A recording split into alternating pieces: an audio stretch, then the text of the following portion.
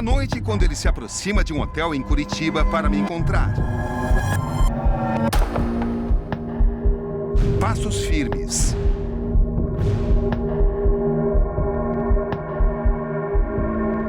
E então a imagem se revela. O mesmo estilo de sempre. Estou à espera dele na entrada de um dos quartos. Boa noite. Agente Newton Ishii. Muito prazer em conhecê-lo. Muito obrigado por ter vindo. Eu que agradeço a oportunidade.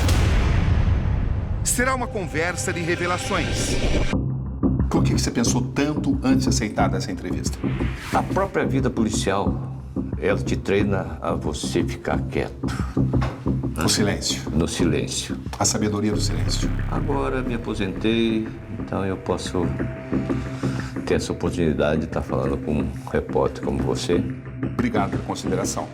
Até porque muito se falou sobre a sua história. Talvez muitas coisas correspondam, outras não. Exatamente. Da hora da gente tirar limpo tudo isso. Exato. Às vezes tensa, às vezes emotiva. Como é que foi exatamente o suicídio do seu filho? Tem um tiro. São 9h da noite de uma quarta-feira de abril. Em um hotel de Curitiba, estamos prontos para a nossa entrevista.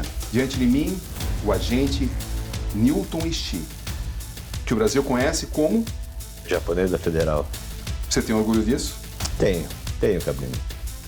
Tenho um exemplo, orgulho disso porque foi um exemplo para o bem.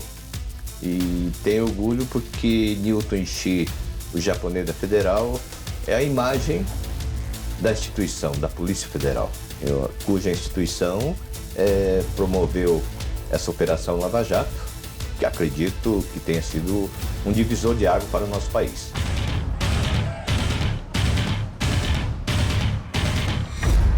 A verdadeira história da face mais conhecida da Lava Jato. E quem é realmente o japonês da Federal? Eu, Newton Ishii, eu sou descendente de japoneses. Meu pai nasceu no Japão, veio para cá na época em que o Brasil precisava de imigrantes para trabalhar na agricultura. E nasci em 1955. Em Carlópolis. Em Carlópolis. Que tipo de infância? Foi uma infância feliz, graças a Deus. Naquela época podíamos jogar bola na rua, caçar passarinho com estilingue. Então eu fui criado com uma educação, uma cultura japonesa e que nós dentro de casa só falávamos a língua japonesa. E disciplina? E disciplina. Faz parte da cultura? Fazia parte da cultura, sim. Rigor? Bastante. Meus avós, meu avô, por exemplo, me acordava todo dia às 5h da manhã para estudar, independentemente se tinha prova ou não. O menino Newton brincava de polícia e ladrão? Sim. Você sonhava ser o quê de menino? Piloto comercial. Esse era meu sonho. Não passava pela cabeça ser policial? Não. Eu tive influência do meu falecido sogro. Ele foi um policial federal. Sempre que havia uma importante condução de presos envolvidos em corrupção, lá estava ele, com seus óculos escuros, touca ninja, vestimentas arrojadas e expressão compenetrada. José Dirceu? Palocci. Antônio Palocci? Grandes empreiteiros e... Marcelo Odebrecht? Marcelo Odebrecht. Todo desde o início, desde o início da operação. Prisão, atrás de prisão, sob os olhares de uma nação. São dias de glória. Em ação, Newton Ishii, agente da Polícia Federal. O senhor virou a cara da Lava Jato. Tem consciência disso? Virei a imagem da Polícia Federal nessa Operação Lava Jato. A fama do japonês da Federal correu o país. E virou até marchinha de carnaval. Ai, meu Deus, me dei mal. Bateu na minha porta o japonês da Federal. Ai, meu Deus, me dei mal. Bateu a minha porta o japonês da Federal. O boneco de Olinda, pretendo ir para Olinda agradecer a homenagem, porque eu acho que é uma grande homenagem, uma homenagem além do que eu mereço, sabe? uma lenda do imaginário do país. A luta contra a corrupção. Eu acho que isso aí vale qualquer sacrifício, não digo sacrifício, mas de você perder a sua privacidade, mas eu acho que isso faz parte. Qual foi o momento mais marcante dessa fase? Foi aquele momento que você abraça a criança para tirar foto e o coraçãozinho dela tá batendo, sabe, bastante forte. E a mãe dizendo, ele não perde um jornal toda noite que ele quer te ver.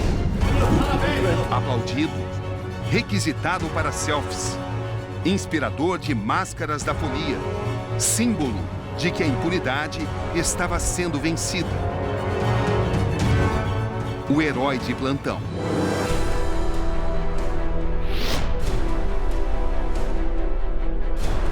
O que as pessoas diziam para o senhor nas ruas?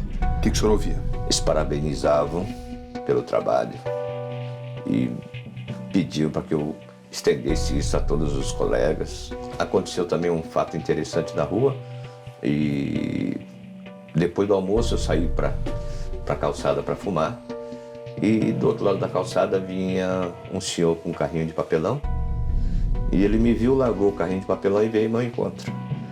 E imaginei que ele fosse pedir algum dinheiro e por meu castigo, para minha vergonha, ele veio me dar um abraço e disse que depositava toda a confiança em mim para que esse nosso trabalho pudesse mudar o país. Sabe, isso aí eu não me esqueço e me sinto envergonhado e ao mesmo tempo feliz, né, por ter essa confiança dos brasileiros. O senhor já viveu praticamente de tudo na Polícia Federal? Sim. Dias de muita glória. Com todo o trabalho você via que ia dar resultado. E esse resultado é para os nossos filhos, nossos netos, né, para todos os brasileiros. Temos pessoas com problemas, passando fome e frio em consequência de corrupção e essa bandalheira toda que estava no país. Mas o mesmo homem emblemático viveu também o outro lado do balcão. Nesse momento de glória, ele já estava condenado a 4 anos e 2 meses em regime semiaberto por facilitar a entrada de contrabando no país pela fronteira de Foz do Iguaçu. Num instante, o senhor era o herói nacional, uma pessoa que dava autógrafos, o símbolo de uma operação que mudou a história de um país. No outro, o senhor era uma pessoa acusada de contrabando, presa, obrigada a usar a tornozeleira. Como é que foi para o senhor ir do céu para o inferno? Tranquilo. Tranquilo. Não tem... Eu não posso falar para ti que eu fiquei magoado, fiquei triste, mas não me afetou, não. Não me afetou. Recebi muita força, muito apoio da sociedade, sabe? A imprensa também, ela aumentou muito. E isso faz parte, eu também relevei numa boa. Acusado e condenado por facilitação de contrabando, foi preso e depois obrigado a andar de tornozeleira eletrônica. O senhor sofreu muito? Sofri bastante, entendeu? Não vou dizer para você sobre a tornozeleira que eu fiquei feliz, claro que não. A gente fica triste por causa disso. Mas eu sabia que tudo era passageiro. Ainda mais contando com o apoio da administração, que sempre confiou em mim. Sempre confiou em mim. Continuei sendo o chefe do núcleo de operações, responsável pela custódia, a amizade, o apoio dos colegas do setor e da própria superintendência. Então, olha, e esse momento que você vê quem realmente são seus amigos, aquelas pessoas que realmente confiam em você. Foi humilhado, se sentiu injustiçado, mas a popularidade resistiu. Segundo a acusação, o senhor receberia propina para facilitar o contrabando. O senhor recebia propina?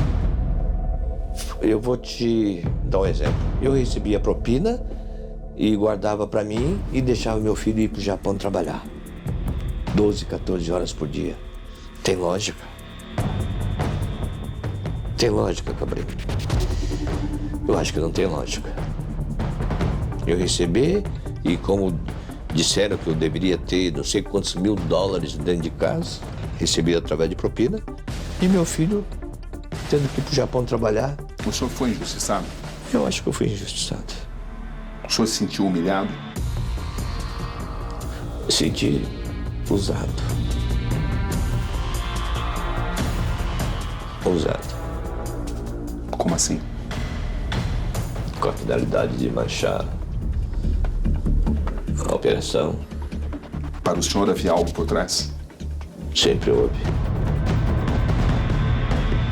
Boa noite. Exclusivo. No Conexão Repórter de hoje, a história do homem que virou a face mais famosa da Operação Lava Jato, mas que também viveu de perto o outro lado da justiça. O Brasil o conhece por japonês da Federal. Quem é ele de fato? Em uma entrevista exclusiva, ele revela momentos de glória e também de angústia. Aqui, Roberto Cabrini. E esse é o Conexão Repórter de hoje.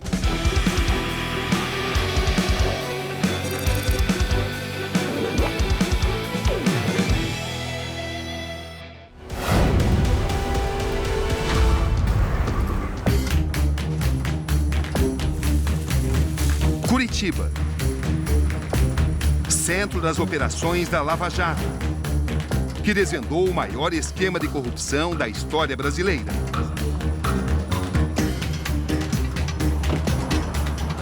Curitiba é uma cidade tranquila, uma cidade limpa, o povo aqui também é muito bom.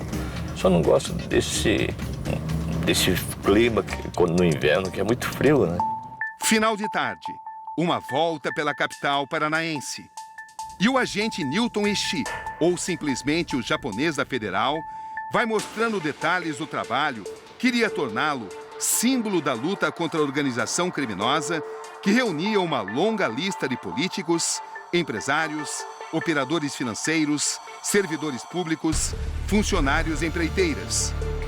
A ele também cabia cuidar da carceragem. Tinha contato direto com os presos. Presos poderosos. Com a Justiça Federal nós já estamos aqui chegando. Você sabe que depois que me aposentei é a primeira vez que eu venho pra cá, né? Estou passando aqui na frente. Local das audiências também, dos presos. Isso aí é uma rotina por parte da escolta.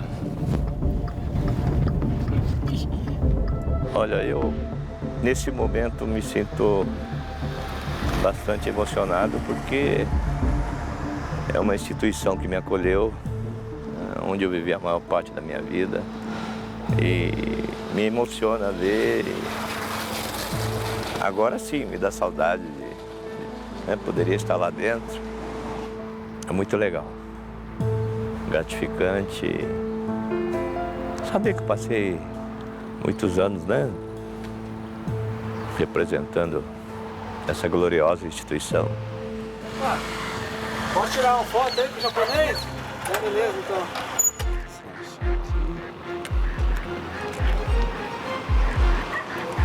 Você tá de parabéns, cara. Fez um ótimo trabalho nesse tempo que você tá trabalhando. Obrigado pelo apoio. Pena que você se aposentou, né? Pois é. Tá aí na ativa, empreendendo o restante que tá solto aí. Vai ter os colegas lá que vão fazer Então, isso. Poxa, cara, é legal pra caramba, sabe? Nessa saída que a gente dá na rua, a gente volta pra casa de alma lavada, assim, sabe? Muito legal mesmo. Como é que você define seus 43 anos de Polícia Federal? Olha, a polícia é um sacerdócio. Então, eu não vi realmente meu primeiro filho, crescer. Quem educou, quem cuidou dele foi a minha falecida esposa. Porque você respira, você vive polícia 24 horas. Eu trabalhei em 2 fronteiras e você não tem tempo para curtir a sua família, sabe? Mas mesmo assim eu achei que valeu a pena e eu cumpri durante todos esses anos a minha obrigação, meu dever, total profissionalismo, e não me arrependo. Hoje, se você perguntar eu voltaria a ser um policial federal novamente. Faria tudo novamente? Faria tudo novamente, com o maior orgulho. Como é que era para o senhor participar desses momentos historicamente tão relevantes? Eu nunca deixei me abater por situações, seja ela na prisão, por exemplo, de um traficante de 100 quilos de maconha, por exemplo, ou de 1 tonelada.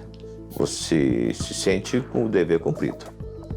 Mas, inicialmente, Cabrini, eu não tinha ideia de quem eram essas pessoas presas, o poderio econômico, financeiro que elas tinham. O PIB brasileiro estava sob nossa responsabilidade aqui em Curitiba.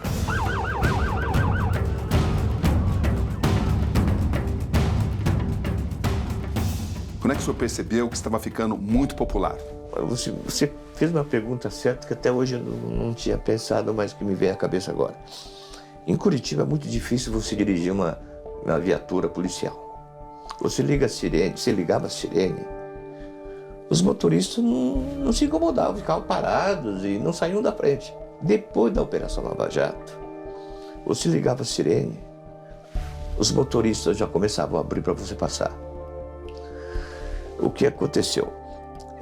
Eu comecei a perceber que quando eu estava na viatura passando, as pessoas na rua aplaudiam e gritavam, japonesa federal, tal, e aplaudiam, sabe? Não só a mim, mas a equipe toda.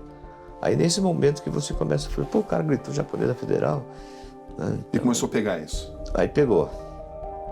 Então, isso causou algum tipo de ciúmes? Esse reconhecimento tão grande?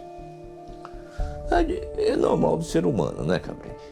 É normal do ser humano. Do tipo? Porque que o Newton é que está aparecendo e eu notava no olhar da pessoa que não era do agrado dele.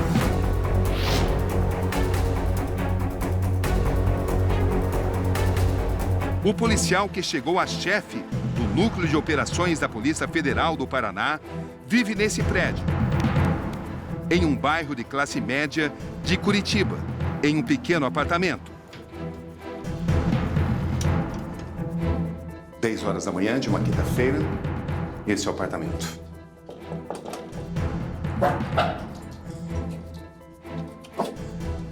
Bom dia, agente Newton.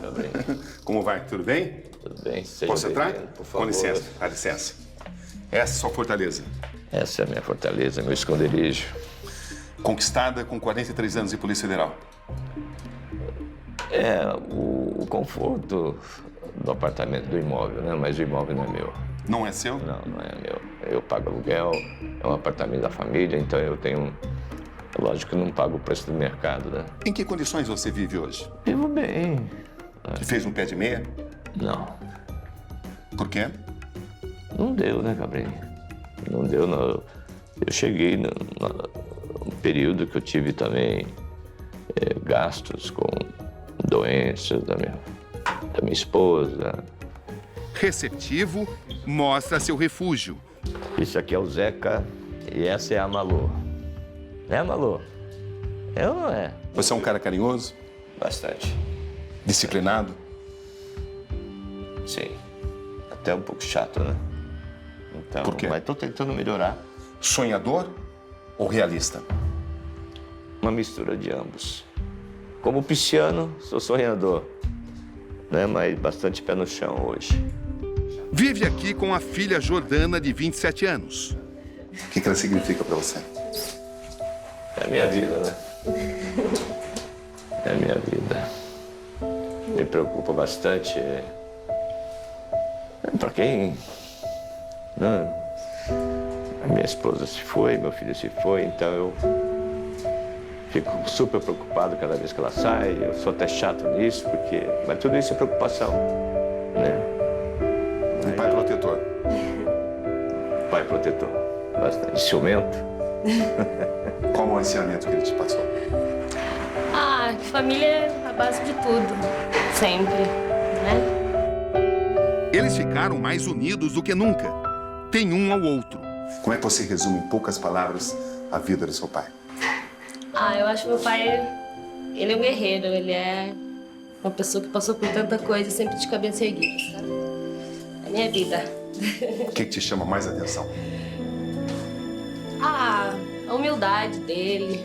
Tem um coração muito bom, é muito bom. Sempre que pode, tá ajudando alguém, tá...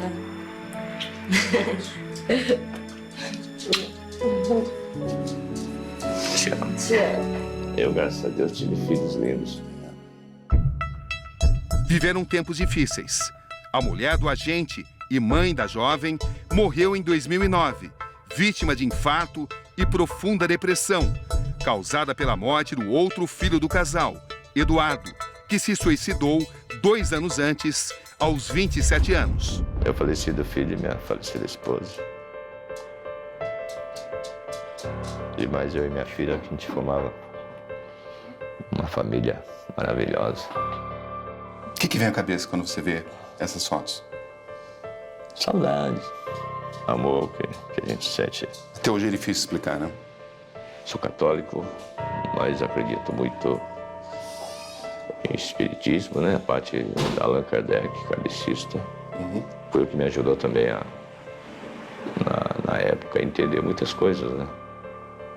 Eu acho que isso é importante.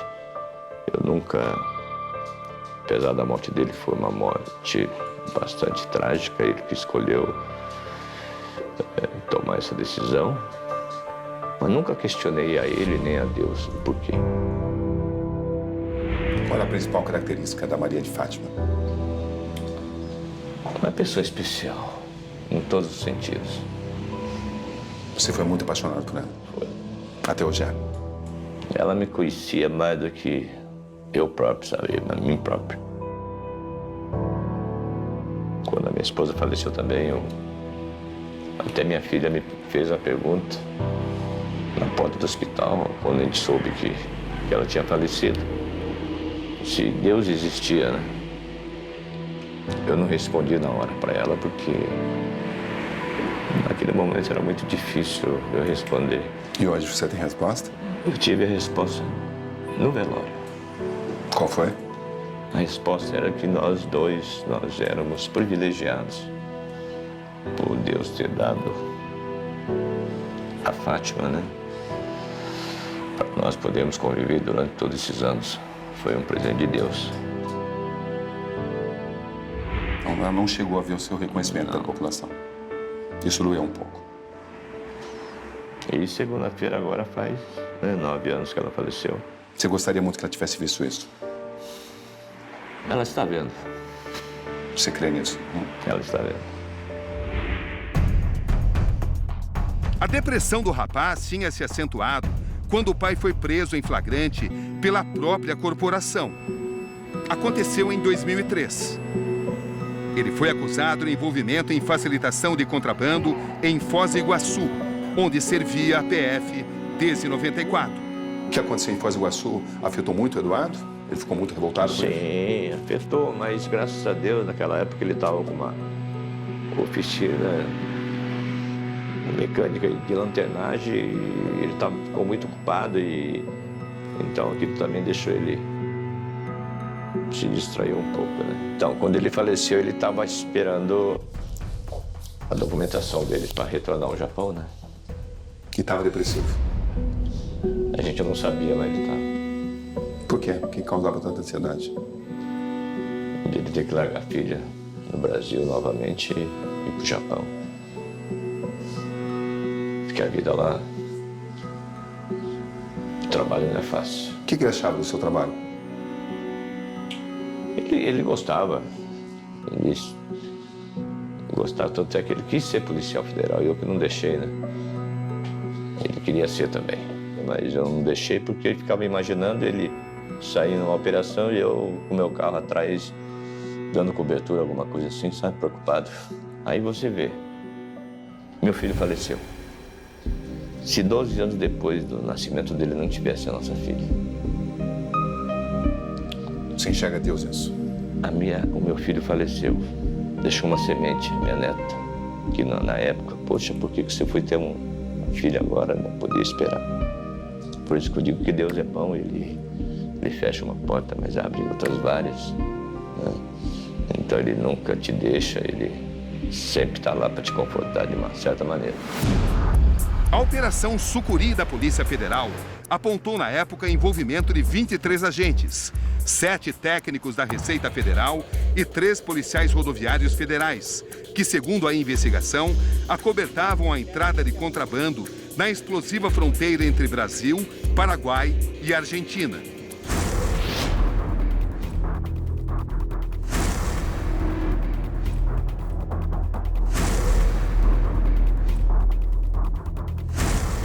O agente da PF ficou preso durante 4 meses. Era o começo do calvário do agente. Segundo a acusação, o senhor facilitaria contrabando em Foz do Iguaçu. Eu só queria que eles provassem, ou queria que alguém se dispusesse a sentar e ler o processo. Por que o senhor foi condenado por contrabando, por facilitação? Eu fui condenado sem provas, sem prisão em flagrante, sem mandado de prisão. Um processo longo que voltou quando parecia quase extinto. Newton Enchi tinha chegado a se aposentar para depois ser reintegrado e receber as mais nobres missões durante a Operação Lava Jato. Como é que o Ministério Público conseguiu sua condenação? É essa pergunta que eu faço. O que eles dizem na acusação? Formação de quadrilha e facilitação de contrabando. Como é que pode ser uma quadrilha se a escala quem fazia era a própria administração? E segundo a denúncia, quem pagaria a propina? São pessoas que queriam passar mercadorias. Que pessoas, segundo a denúncia? Não tem? Qual a verdade sobre isso? Não adianta eu falar para você que eu sou inocente. Só queria que você respondesse para mim. É plausível eu receber propina e meu filho ter que ir pro Japão trabalhar, Cabrini? Conheceu a honraria do reconhecimento. Tudo por um Brasil melhor. E depois, o outro lado. Como é que foi a sua prisão? Eu fui trabalhar e o colega pediu para acompanhasse ele até a delegacia. Como é que o senhor reagiu? Lógico, você leva um susto, né? Isso depois de ter prendido tantas pessoas acusadas de corrupção. De corrupção, de contrabando, de tráfico. Aí o senhor foi colocado do outro lado do balcão.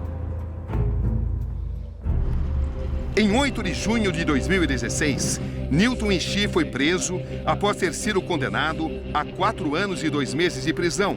O senhor viveu durante muitos anos sob esse pesadelo, sob essa ameaça. O senhor achava que podia ser condenado? Eu não acreditava, não. O que te dava segurança de que não seria condenado? Pelas acusações? Pelas provas apresentadas? Sim. E como é que foi o dia que o senhor recebeu a notícia que tinha sido condenado? Péssimo. Sucessivas decisões da Justiça foram mudando sua condição. Ficou 2 meses sendo monitorado com o uso de tornozeleira eletrônica. Para o senhor havia algo por trás? Sempre houve. O que exatamente? Eu não posso provar, então não posso dizer, né, Gabriel? Desmoralizar os agentes? Sim, desmoralizar a própria Operação Lava Jato. Levar descrédito. Para o senhor foi um plano?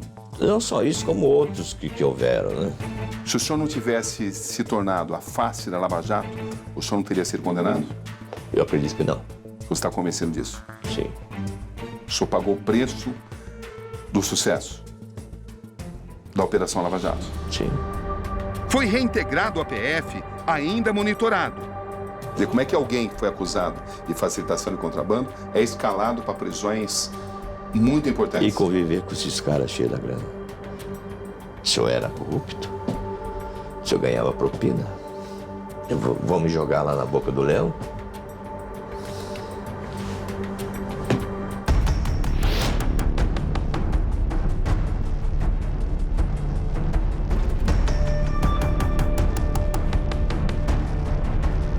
Os olhos do agente fazem uma viagem no tempo. Não há como não lembrar da época de execução de missões sensíveis.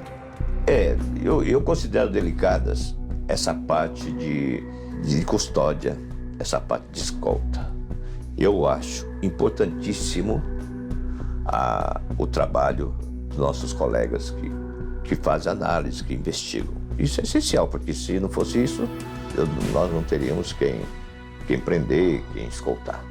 Que tipo de postura o senhor tinha diante dessas pessoas tão poderosas?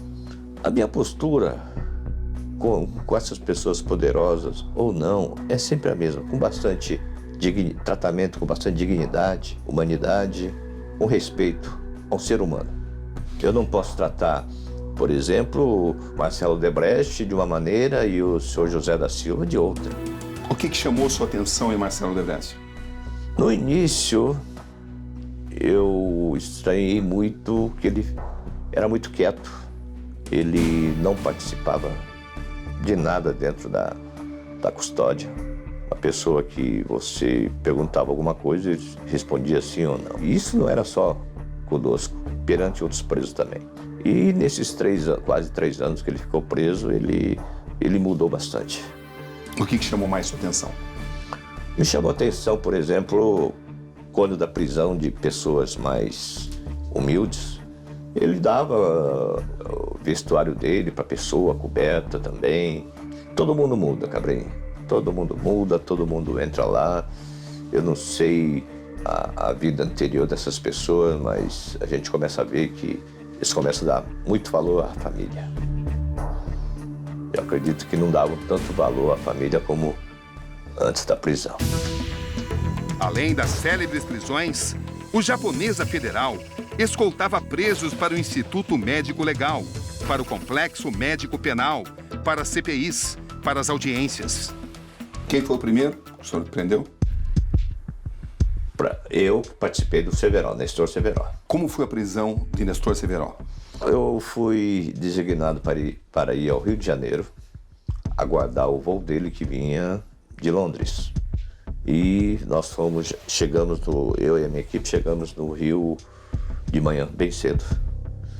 E ficamos também aguardando a confirmação do embarque dele. Porque ele estava marcada a passagem, mas não sabíamos se ele ia embarcar ou não. Após a confirmação do embarque, providenciamos com a equipe do Rio as buscas e apreensões dos diversos imóveis que ele tinha lá. Uma coisa é ser um político ou um empresário muito poderoso, a outra é ser fragilizado diante de uma prisão. Principalmente, Cabrini, no início, quando eles eram presos, todos acreditavam que em 3, 5 dias eles iriam para a rua. Tinham quase certeza disso? Quase certeza, tanto que na prisão do Nestor Severo, logo após a prisão, apareceu o advogado no aeroporto, o advogado Nestor Severo, e na minha frente ele falou: olha, fique tranquilo, Nestor, que amanhã estou indo para Porto Alegre e depois da manhã você estará solto. Havia uma arrogância? Não. Uma certeza de impunidade? Ah, sim. Dá para sentir isso? Dá para sentir. O que dá para sentir exatamente? Dá para sentir que eles estavam lá de passagem. É o que eles acreditavam? É o que eles acreditavam. Então a única coisa que eles aceitavam assim, no momento, seria uma roupa para aqueles dias e nada mais que eles calculassem que fosse ficar mais tempo. Uma curta passagem? Uma curta passagem. Aí você via que a ficha começava a cair depois do 10º dia, 15 dias, aí você começava a ver que a ficha começava a cair, que os semblantes deles modificavam bastante. Então como é que o senhor sentia isso? Eles essa sentiam certeza de impunidade? porque muitos foram presos, por exemplo, com uma prisão temporária que é de 5 dias. Então eles ficavam contando os dias e calculando: na terça-feira a gente sai. O senhor ouvia esse comentário? A gente ouvia até esses comentários. A chegada do agente provocava medo a figuras antes intocáveis. O senhor era o primeiro rosto que esses acusados de corrupção viam. Exato. Que tipo de recepção o senhor tinha? Eu chegava até a escada da nossa aeronave e antes de eu falar alguma coisa, ele já me cumprimentava. Boa tarde, boa noite, seu Nilton. E só pedia para que ele não falasse, não conversasse e sentasse na viatura e permanecesse escalado até o transporte à superintendência. O senhor recebeu muitos pedidos inusitados? Não. Alguma oferta de propina? Não. Alguém chegou a oferecer dinheiro para o senhor para não ser preso? Não. E tampouco na custódia ofereceram algum tipo de vantagem para que você favorecesse a entrada de comida ou sei lá o que, alguma coisa assim. Nunca. Na carceragem você esteve com todo mundo? Sim. Por exemplo? Eu sempre, Paulo Roberto, Léo Pinheiro, Dirceu, Palocci, Vacari, o André Vargas, Marcelo Debrecht, Léo Pinheiro e todos, né, praticamente. Você sentia quando alguém estava prestes a fazer uma delação premiada? Emocionalmente, psicologicamente? Sim. Como? As pessoas começaram primeiro a se isolar dos demais. Conversar muito com advogados, se isolar dos demais presos. Era um indício de que vinha uma delação. Ou pelo menos estava sendo considerada. Sim. Porque nesse meio, delação é também traição. No início, eles até consideravam isso, sabe? Mas depois eles também começaram a ver que, com provas também, pesaria muito mais a nossa denúncia, sabe? Existe união entre corruptos? Deve haver, né? Havia momentos de desespero, de choro entre eles? Eu nunca vi uma briga lá dentro, ou discussão entre eles. Isso que eu achei impressionante, sabe? Como é que era? Sempre de cordialidade, respeito um com o outro. É a hora do balanço da vida de alguém que conheceu os extremos da existência. Muitos desafios. Bastante. Mas a vida é um desafio, né? A vida é um desafio. Os momentos de glória compensaram toda essa tristeza? Tudo que você passou? A questão não é compensar, sabe? Eu acho que você tem que aproveitar os momentos felizes. E aqueles momentos não felizes, você tem que aprender com elas, né? Aprender com eles. Tirar proveito desses momentos para que você se fortaleça, né? Que você acabe tornando uma pessoa melhor, sem revolta, sem nada, sem mágoa. Você tem se sentido deprimido? Não. Não. Você encarou tudo isso com naturalidade? Sim. A perda da sua esposa, do seu filho, Sim, é lógico. a prisão, tudo isso foi encarado com naturalidade? Eu tomo um remédio antidepressivo desde o falecimento da minha esposa. É lógico que em datas especiais a gente sempre sente aquela saudade enorme. Pelo que me parece, você é daquelas pessoas que aceitam o que te acontece sem questionamento. Sim. Eu tenho que passar, só eu vou passar. Uma resiliência. Exatamente. Newton Ishii é um homem sereno, sempre descrito pela postura tranquila, desprovida de qualquer arrogância. Você está feliz? Sim, estou feliz. Estou com a minha filha e ela está animada, está estudando. O Japonesa Federal guarda as lembranças dos momentos mais doces, de autêntica aclamação. Com muito carinho. Esse aqui eu ganhei de uma criança, sabe, de 12 anos. Isso aqui é o momento máximo do carinho, né? Milhares de pessoas saíram dessa forma, brincaram dessa forma no carnaval. Afinal, parece contigo ou não? Não. Não. Foi mais bonito. Eu gostei dessa aqui, ó. Essa eu gostei. Essa... Por quê? Não sei, eu acho que essa ficou bem legal, sabe? Estilosa. Ficou essa imagem, né? Quem corromper, quem se deixar corromper, vai ser encontrado por você. Agora pelos colegas. No quarto silencioso do hotel, o agente aceita falar sobre tudo. Porque quando tinha uma prisão importante, tinha que ser o senhor. A própria equipe, entendeu, Cabrini? A própria equipe que nós tínhamos, é que nós tínhamos que ir lá para fazer essa condução. Eram quantas pessoas? Variava de 10 a 15 pessoas. E aquele uniforme preto, por exemplo, nós é que adotamos esse padrão. Porque no início, por exemplo, você vai numa audiência ou você vai numa escolta, você vai numa diligência, você não sabia quem era o criminoso e quem era policial. Calça jeans, camiseta amarela, calça jeans, desbotada. Nesse caso foi diferente. Com o passar do tempo, começamos a adotar esse padrão. Quem adotou isso? Quem teve a ideia? Eu tive a ideia de fazer essa com o apoio dos colegas, né? Por quê? Porque nós tínhamos que tirar do bolso para comprar. O senhor tirava do bolso? Nós tirávamos. Como é que era essa imagem? Como é que o senhor descrevia? Olha, Cabrini, muita gente fala, poxa, você só sai sério nas imagens dos jornais, da televisão, mas não é. Você, no momento, você não percebe. Por quê? Porque você tem que estar atento, você tem que estar concentrado naquele seu trabalho. Você está olhando para o preso, você está olhando para os lados, você está olhando para os as janelas dos edifícios, você está olhando os colegas, você está vendo quem é que está perto, quem é que não está. O mesmo procedimento, por exemplo, da mão para trás e a cabeça baixa. Isso não é uma maneira de humilhar a pessoa. A mão para trás por quê? A pessoa andando esbarra na arma do colega, o colega vai pensar que é uma tentativa de pegar a arma.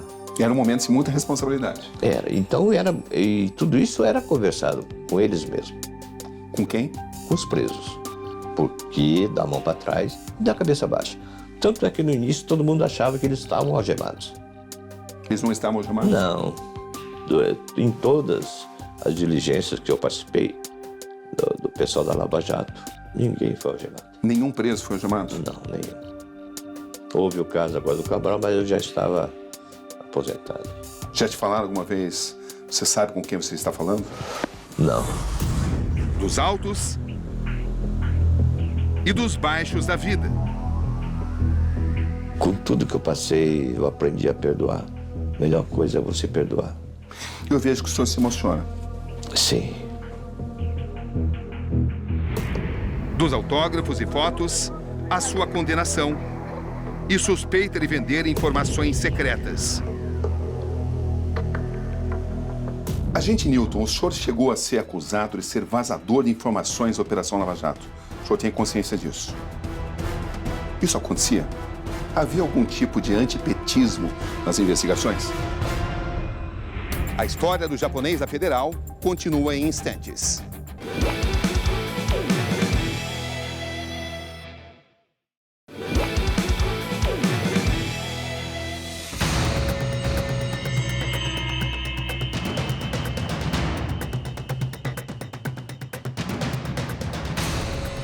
O Brasil conhece o senhor com esses óculos escuros. Sim. Posso ver seus olhos? Opa, pois não. Primeiro, Cabrini, eu comecei a usar esse óculos escuro. Primeiro também que é muito importante para você, policial, estar com óculos escuro e para que os outros não percebam para onde você está olhando. E também, no momento, na ocasião, eu fiz uma cirurgia de pálpebra, porque estava me atrapalhando minha visão. É uma imagem que se popularizou dessa forma. Exato. Que tipo de imagem o senhor projeta? Uma imagem de uma luta contra a corrupção. O rigor da lei. O rigor da lei, onde todo mundo acreditava que só pobre iria preso.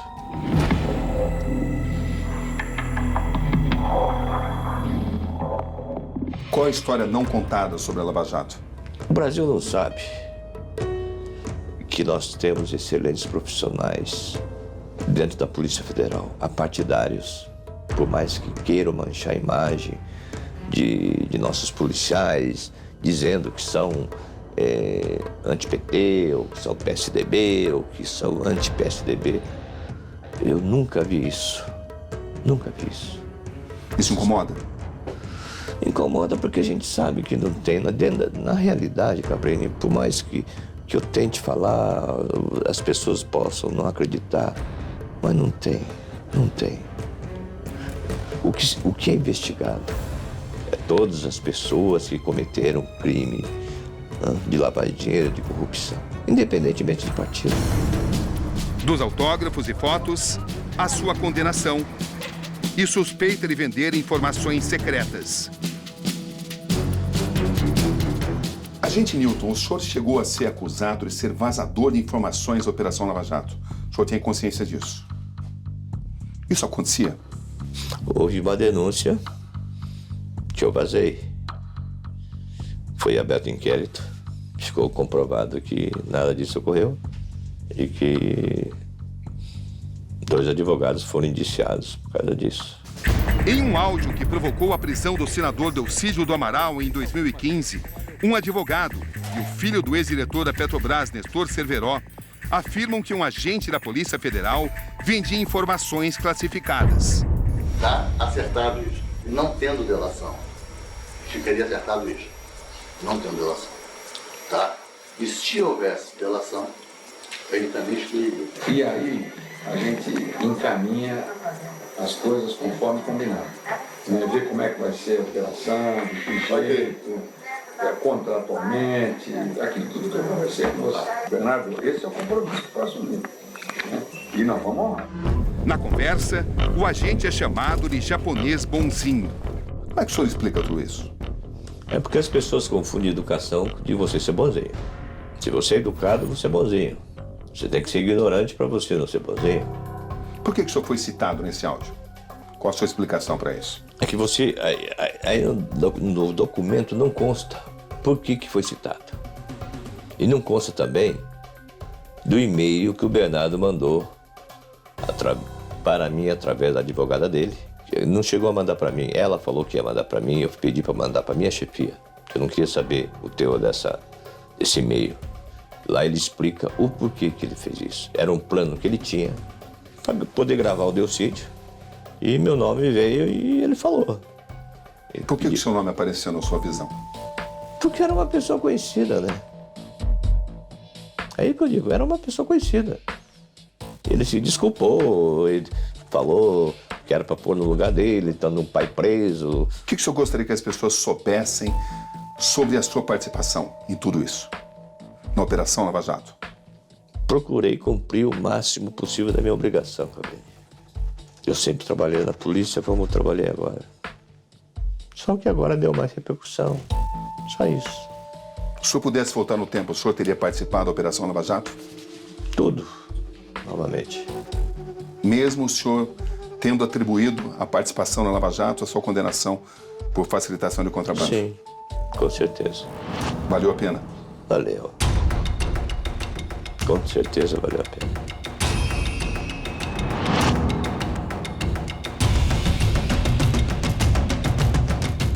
O que a Lava Jato ainda vai mostrar? É o que você acompanha em instantes aqui no Conexão Repórter.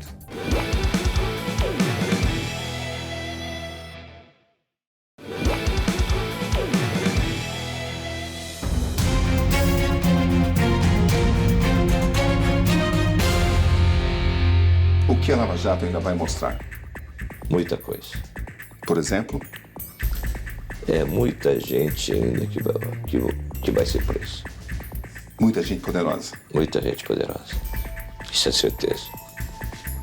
Independente de partido, de idealismo, se cometeu algum tipo de corrupção, pode ter certeza que a gente vai ser preso. Havia escuta dentro da cela de Alberto Youssef? Ouve-se falar muito. Eu não posso lhe dizer porque nesse período a custódia não era a minha responsabilidade. Então, isso que eu ia até comentar contigo é justamente sobre essas falsas notícias. Quando o Youssef passou mal, ele teve problema cardíaco, ele foi internado no hospital. Na primeira noite, eu fiquei lá. Saiu na televisão. Alberto Youssef é envenenado e é internado e falece no hospital. Qual foi a verdade? Eu estava do lado dele. E ele vivo. Eu perguntei, Youssef, quando é que vai ser o seu velório? Eu falei, o que é isso que você está falando? Ele falou, olha na televisão. Aí começou a chegar os telefonemas. O chefe ligando, Nilton, o que aconteceu com o Youssef? Eu falei, não aconteceu nada. Não, mas está saindo na imprensa que ele faleceu, morreu envenenado. Eu falei, não, ele está aqui, está bem. Em algum momento houve algum tipo de tortura física ou psicológica? Não. Por quê? Primeiro que é crime. É crime, qualquer tipo de tortura. Então, isso dentro da polícia... Nunca se considerou isso? Não. Para se conseguir informação? Não, porque, Cabrini, as provas eram robustas. E havia as delações? E havia as delações. Na maior parte do tempo, Nilton Ishii, o japonês da Federal, procura viver uma vida mais pacata e discreta. Nos dias em que estive com ele, Nilton se sentia um tanto enfermo, um tanto cansado. Outras vezes, entretanto, ele se anima. Impressiona muito os eventos que o senhor viveu. De glória, de humilhação, de dor. O senhor já viveu de tudo. Como é que o senhor escreve a história da sua vida? Sou feliz. Hoje sou feliz. O senhor diz isso com uma voz embargada. Sim. O que o senhor está pensando? Em tudo que eu passei e o que eu sou hoje. Tenho saúde, minha filha está bem, minha mãe está bem, meus irmãos estão bem. Como é que o senhor consegue se segurar tendo vivido tudo isso? Deus. Assediado por admiradores, decidiu se filiar ao pequeno partido Patriota, do qual assumiu a presidência no estado do Paraná. O que o senhor pretende? Eu pretendo apoiar alguns candidatos que eu vejo que querem realmente mudar a cara desse país. Não vou ser candidato, não tenho pretensão para isso, mas apoiar aqueles que eu acho que merecem. O senhor não tem nem um pouco de saudades da Polícia Federal? Eu tenho saudade dos amigos que eu fiz, do ambiente. Agora, quanto ao trabalho, já passou da minha época, é muito estressante, muito cansativo. A Polícia Federal nunca foi tão reconhecida quanto agora. Sim. Como é que o senhor vê isso? Historicamente, nunca houve tantas prisões nessa parte de corrupção. Isso é inédito no país. O senhor vê o Brasil hoje menos corrupto? Primeiro, eu acho que está menos corrupto. Mas nós temos que mudar também a cultura do povo. Enquanto tivermos pessoas que votam num candidato por causa de uma cesta básica ou por um valor pecuniário, vai ser difícil a gente conseguir um país melhor. Vamos melhorar sim. Temos que acabar com esse jeitinho brasileiro, essa coisa de querer levar vantagem.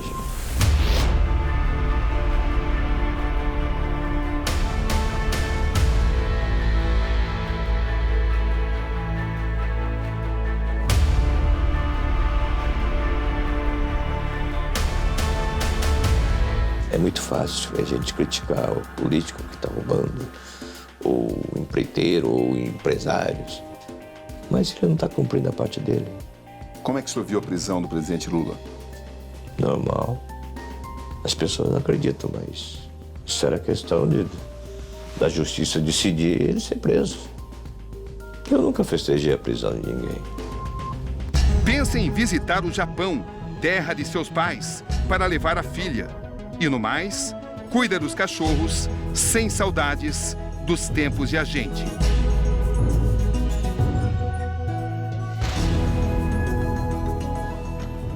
O senhor tinha consciência da importância dessas operações? Sim. O quanto isso iria repercutir? Sim. Sabia que era um momento que ia pertencer à história? Exatamente. É um orgulho, um presente de Deus, o maior respeito que eu tenho por essas pessoas, por essa instituição que me deu orgulho, me dá orgulho, sabe, Cabrini? Eu vejo que o senhor se emociona. Sim. Tem orgulho, mas tem mágoa aí dentro. Não. Eu aprendi que mágoa só faz mal pra gente. Com tudo que eu passei, eu aprendi a perdoar. A melhor coisa é você perdoar. Agente Newton Ishii, muito obrigado por essa entrevista. Eu que agradeço, Cabrini.